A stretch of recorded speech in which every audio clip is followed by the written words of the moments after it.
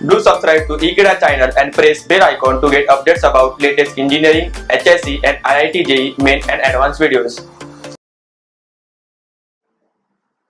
So guys, here you can see that a differential equation is taken. Now, this differential equation is the higher order differential equation with constant coefficient or the linear differential equation with the constant coefficient. And we have already seen this type of equation in the last video. So guys, if we have assumed this equation, then how to find out the solution of this equation? So for any higher order differential equation, the solution is given in two parts. So I'm going to write down that solution. So its solution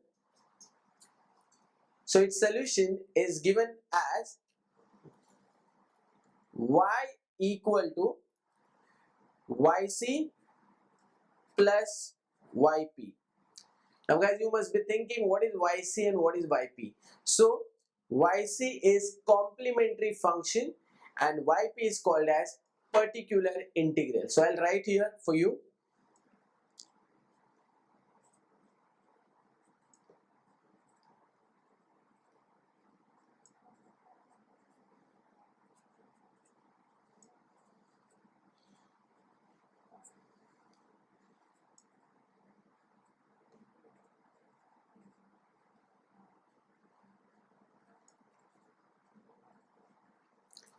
Now guys, yc and yp are the symbols used by me for simplicity, but in many colleges they say complementary function as cf and particular integral as pi.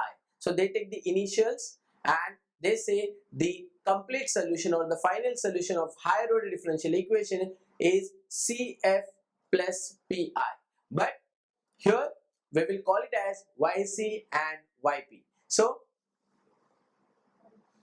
in our case, yc is complementary function and yp is the particular integral.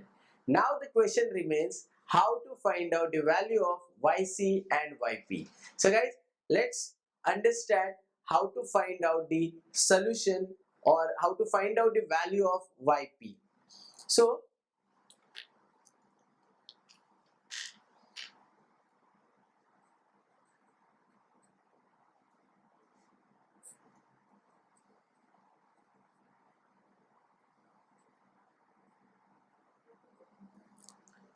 guys, this is the formula to find out the yp. So you can see here I have written it is 1 upon f of d multiplied by x. So let's understand what does it mean. So this x is nothing but our right hand side. So this is the right hand side and this f of d is nothing but the function of d. Now you must be thinking how to find out that function of d. So guys, whenever we get any higher order differential equation to find the solution, that time we replace the terms like dy by dx by capital D into y. So I'll show you that thing.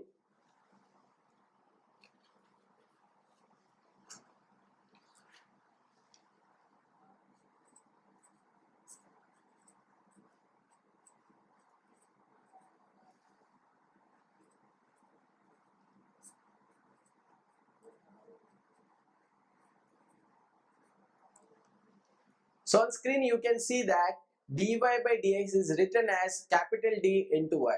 So this capital D is called as operator and its value is d by dx if your differential equation is in terms of y and x. Next, d square y by dx square, it's the second order derivative of y with respect to x. So it is denoted as d square y. And guys, if I ask you what is d cube y by dx cube, then you can properly say that it is d cube y. Yes. So similar terms, if we get in the equation or the higher order differential equation, we can replace it by d raised to 4y, d raised to 5y and so on. So when you replace these terms with this dy, d square y, d cube y, your equation, or I would say this left hand side, would be the function of d. So for that I'll take one example quickly.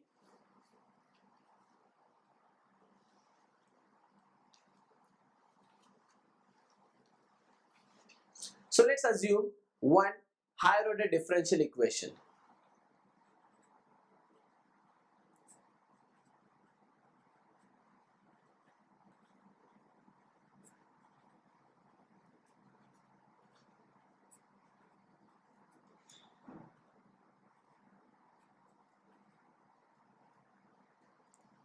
So this is the higher order differential equation with constant coefficient. So let's apply the rule. So according to rule, we'll replace this d cube y by dx cube by d cube y. Then this 3 as it is. We'll replace the d square y by dx square by d square y. So it's d square y. Minus 2 as it is. This will become dy plus 4y equal to sine of x. Now guys, from left hand side we can take y common, and in the bracket we'll get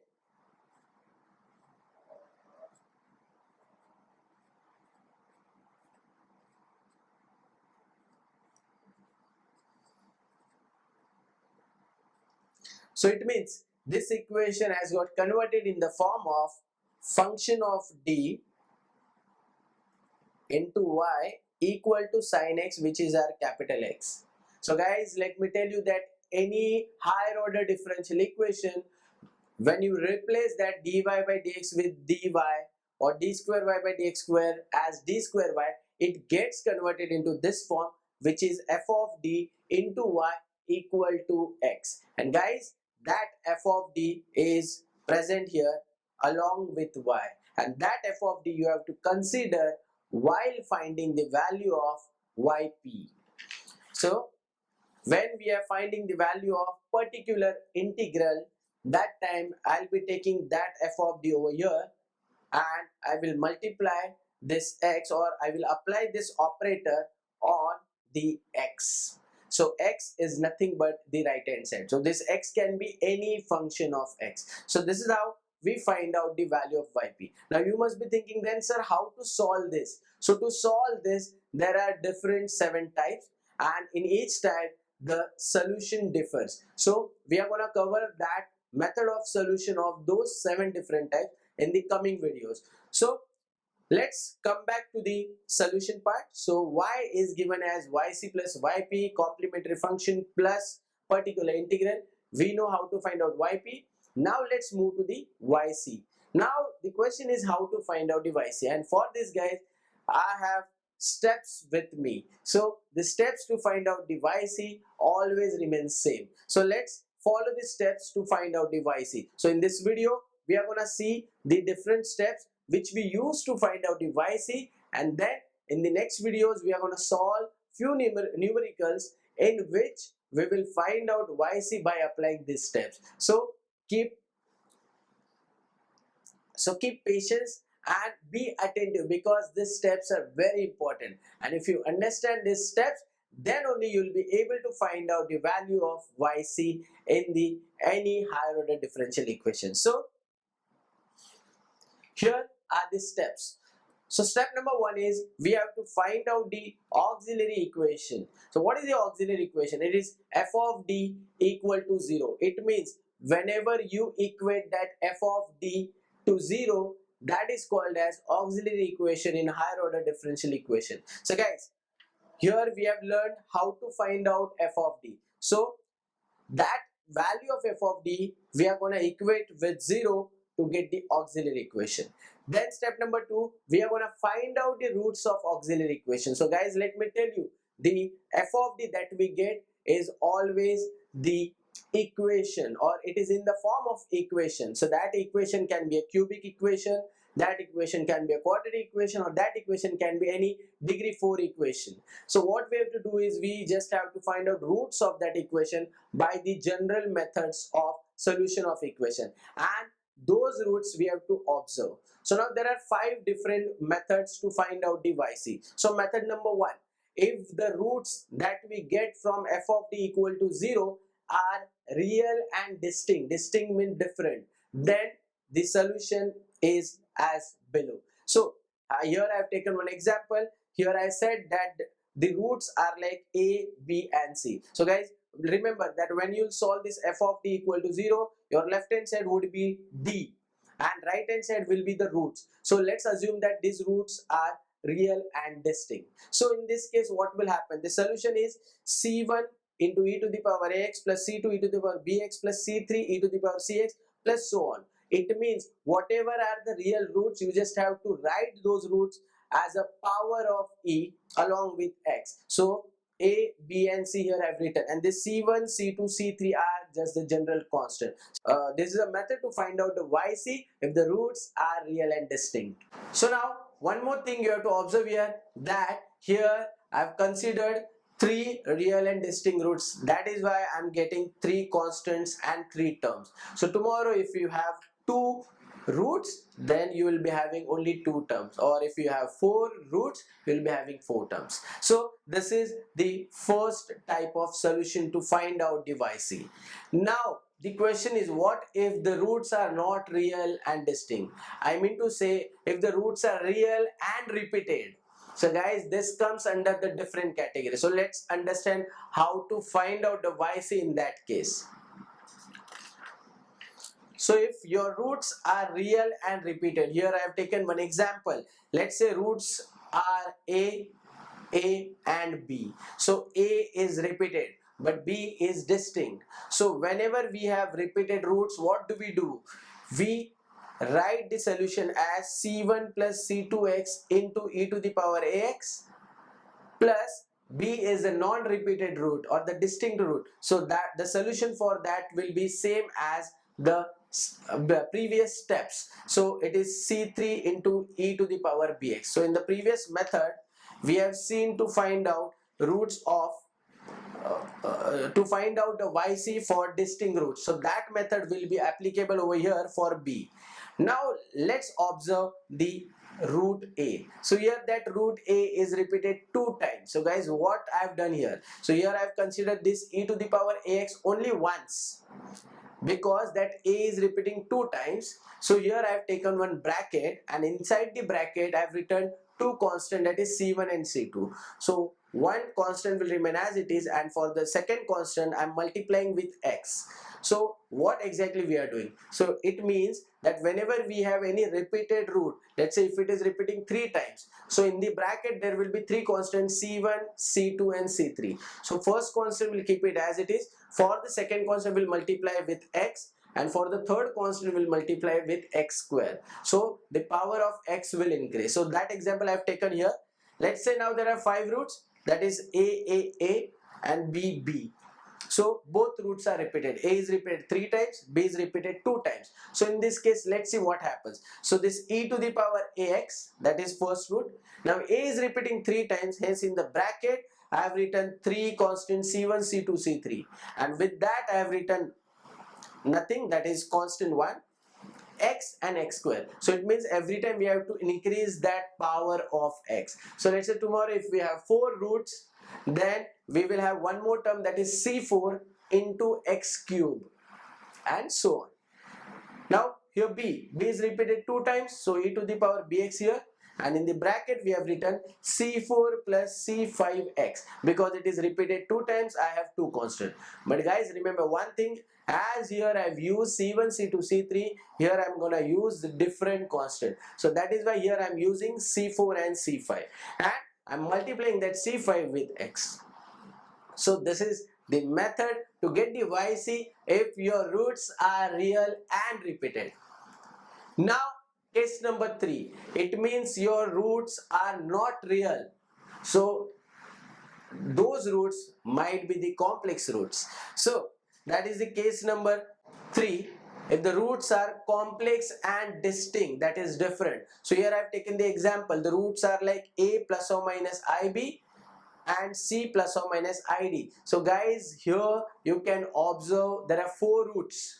First one is a plus ib, then a minus ib, then c plus id, c minus id. All 4 roots are different. So what is the solution in this case? So let's see. So yc is given as e to the power ax into, now guys, e to the power ax means this power of e is always the real part. So real part in a plus ib is a, so that will go here.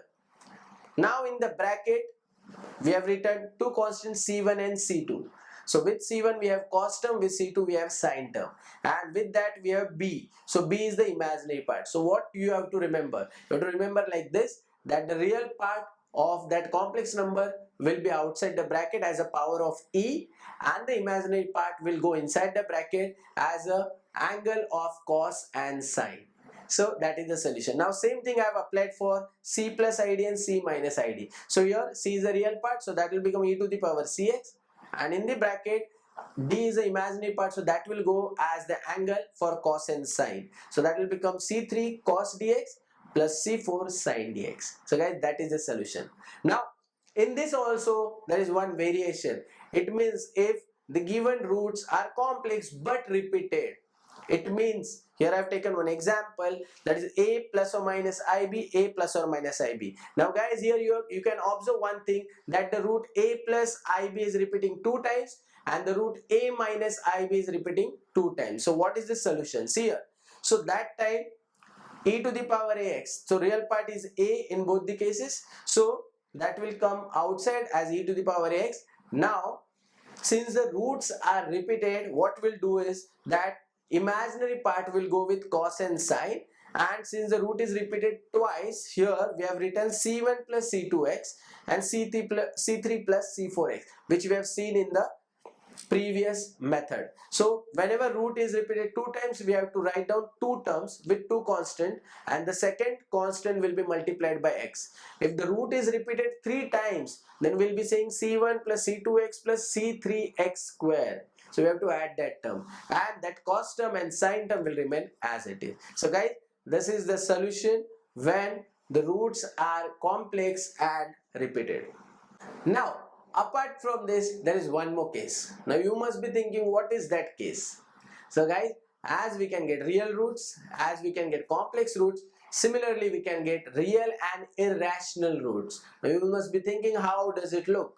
So real and irrational roots look like this: a plus or minus root b. So you can see that this is a real. If I add a with root b, I'll get some real number, or if I subtract this root b from a, I will get one real number, but this root b is irrational. So this is called as roots are real and irrational. So in this case, what is the solution? So this solution matches with the solution of complex number. So here this real part, or I would say both are real numbers, but the number which is outside the root is a, so that we will take as a power of e, and the number which is inside the root, or that irrational part, we will take it as the angle of hyperbolic cos and hyperbolic sin. So here instead of cos and sin, we'll be having hyperbolic cos and hyperbolic sin.